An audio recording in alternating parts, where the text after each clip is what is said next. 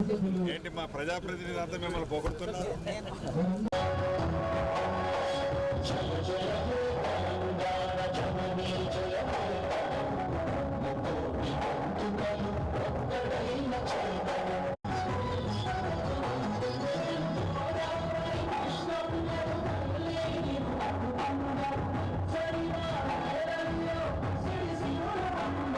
గారు ఇంకొకరు మన మిత్రపక్షం సత్యన్న వారు ఉన్నారు. వారిద్దరికి గౌరవ కలెక్టర్ గారికి, గౌరవ ఎస్పీ గారికి, రెవెన్యూ శాఖ అధికారులకి, అడిషనల్ ఎస్పీ గారికి, ఇంకా వేదిక మీద స్థానిక నాయకులు జమునా మాధవరెడ్డి చెల్లెమ్మన్నారు. అదే రకంగా మన మార్కెట్ కమిటీ అధ్యక్షులు, వివిధ హోదాల్లో ఉండే నాయకులు, వేదిక ముందున్న నా కుటుంబ సభ్యులు, రైతన్నలు, ఆడబిడ్డలు, ప్రింట్ అండ్ ఎలక్ట్రానిక్ మీడియా మిత్రులు అందరికీ మనస్ఫూర్తిగా పేరు పేరున రామ్ రామ్. చాలా సంతోషం. మండు టెండను సైతం లెక్క చేయకుండా ఒక పక్క వడగాలు విపరీతంగా ఇస్తుంది. అయినా నేను ఇక్కడ కూర్చొని వేదిక మీద నుంచి అభ్యర్థన చేస్తున్నా.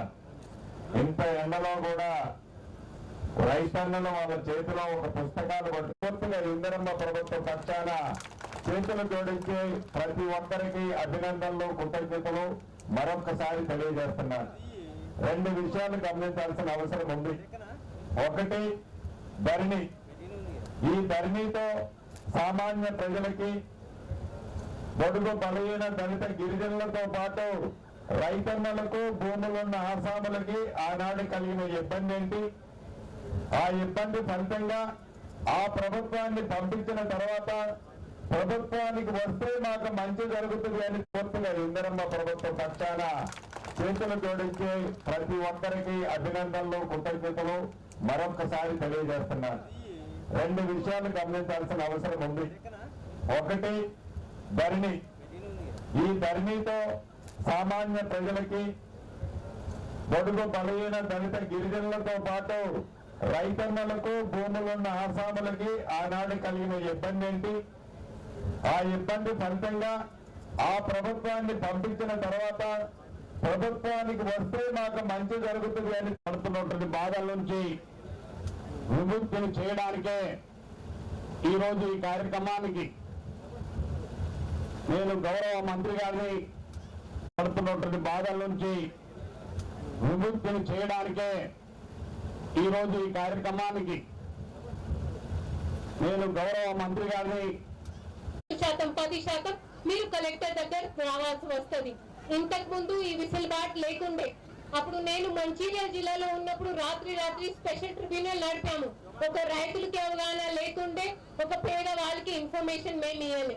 ఎందుకంటే అప్పుడు అవే మాకు ఇన్స్ట్రక్షన్స్ ఉండే. కానీ ఇప్పుడు ఈ బహిరంగ సభ పెట్టే ఉద్దేశం ఏంటి? మేము రెవెన్యూ శాఖ పరంగా ఏదైనా దాచి చేయట్లేదు. ఎవరిని మోసం మేము చేసే మాకు హక్కు లేదు, మా ఉద్దేశం కూడా లేనే లేదు. కానీ మీ అందరికీ అవగాహన ఉండాలి. మీకు దాహం ఉంటే మీరు బావి దగ్గరికి రావాలి, బావి మీ దగ్గరికి రాదు. కాబట్టి మీకు సమస్య ఉంటే, మీ రికార్డ్స్ లో తప్పు పడి ఉంటే, తప్పు ఉండవచ్చు, ఉండకపోవచ్చు, ఆ సవరణ చేసే బాధ్యత మీది. మీరు మా ఎంఆర్ఓ గారి దగ్గరికి రావాలి అని నేను కోరుకుంటున్నాను. మన రిజిస్ట్రేషన్ విషయంలో సెక్షన్ 5 లో కొత్త చట్టంలో చాలా సుదీర్ఘ రాసి ఉంది. ఇప్పుడు ఒక పేద రైతులు చాలా ఉపాధి అంతా సంపాదించి ఒక భూమి మీకు వచ్చే లాభం ఏంటి అనేది గౌరవ కలెక్టర్ గారు, మిగతా నాయకులు, అధికారులు చాలా స్పష్టంగా చెప్పారు. 2-3 అంశాలు మీకు స్పష్టంగా చెప్పి ఎక్కువ టైం మనం తీసుకోను. ధరణితో ప్రభుత్వం వద్దకు మీరు పోవాల్సి వచ్చేది ధరణి నాడు. మీ భూములు మీ తాతలు, తండ్రులు, ముత్తాతల టైం నుంచి ఇందిరమ్మ ప్రభుత్వంలో మైక్ సౌండ్ పెంచుకోవాలి. ఇందిరమ్మ ప్రభుత్వంలో ఏవైతే మీకు పట్టాలు ఇచ్చామో ఆ పట్టాల దగ్గర నుంచి ఇందాక మిత్రులు చెప్పిన ఈ డీఫామ్ ఫారెస్ట్ డి నోటిఫికేషన్ ఇచ్చిన ల్యాండ్స్ దగ్గర నుంచి ఈ సమస్యలన్నీ ధరణి వచ్చిన తర్వాత సామాన్య ప్రజలకి ఎలా ఇబ్బంది పడ్డారో మనకి స్పష్టంగా కనిపిస్తుంది. అంతేకాదు ఈ ప్రాంతంలో ఎక్కువ రిజర్వాయర్లు వచ్చాయి ఇరిగేషన్ లో.